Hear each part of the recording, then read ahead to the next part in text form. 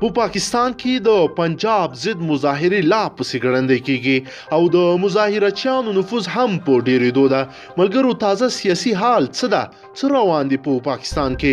ملګرو دا په داسې حال کې ده چې د پاکستان پنجابیان چې د پښتنو په ضد دي او غواړي چې د پښتنو نسل ورک کړي، دغه شوم هدف ته به هیڅ کله ونه رسیږي او نه به یې پرېږدو. دغه پنجاب د هندوانو سیکانو سره دومره جوړ ده چې هغوی ته یې ویلي دي چې تاسو کولی شئ بدون د ویزې پاکستان کې وګرځېږئ، تنها ځان سره تذکره راوړئ، پاسپورت ته مو هم حاجت نشته، خو د پښتون وژني، ختموي، کمزوری کوي، ورک کوي. ملګرو علي وزیر داسې سختې او د ډبرې غوندې کلکې خبرې ورته کړي، خو دوی بیا هم نه شرمیږي. ملګرو راځئ چې علي وزیر څه وایي. درنو لیدونکو او مینوالو السلام علیکم، وخت مو پخیر. پښتون ژغورنې غورځنګ یو مشر او د پاکستان د قومي اسمبلی غړی علي وزیر د مولانا فضل الرحمن ملاتړ کړی دی. هغه په خپلو خبرو کې ویلي دي چې دوی یوازې د مولانا فضل الرحمن نه بلکې د ټولو هغه کسانو ملاتړ کوي څوک چې د بې درکه شوي پښتنو پوښتنه کوي.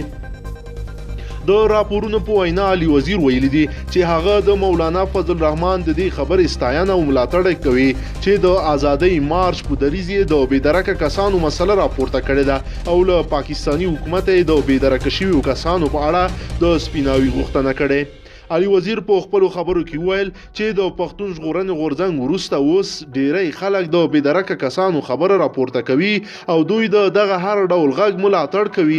هغه زیاتوي هیله لري چې پاکستان نور په دې هیواد کې له خلکو او ځانګړي توګه د پښتنو سره روان کړی ظلم ته د پای ټکی کېږدي. د پښتون ژغورنې غورځنګ مشر منظور پښتين څو ورځې مخکې په خپلو خبرو کې ویلي وو چې دوی د هر هغه ګوند ملاتړ کوي چې هغوی د خلکو د حقوقو لپاره میدان ته راوځي. هغه په خپلو خبرو کې زیاته کړه چې دوی د مولانا فضل الرحمن او د نورو ګوندونو دغه احتجاج ملاتړ کوي. د پښتون ژغورنې غورځنګ دومره وس نه لري چې دغه احتجاج لپاره خپل خلک اسلام آباد ته بوزي او په دغه احتجاج کې ګډون وکړي. نوموړي همدار راز ویلي وو چې د دوی غوښتنې هماغه دي چې له لومړۍ ورځې څخه کوي او په دغه غوښتنو کې هیڅ بدلون نه دی راغلی.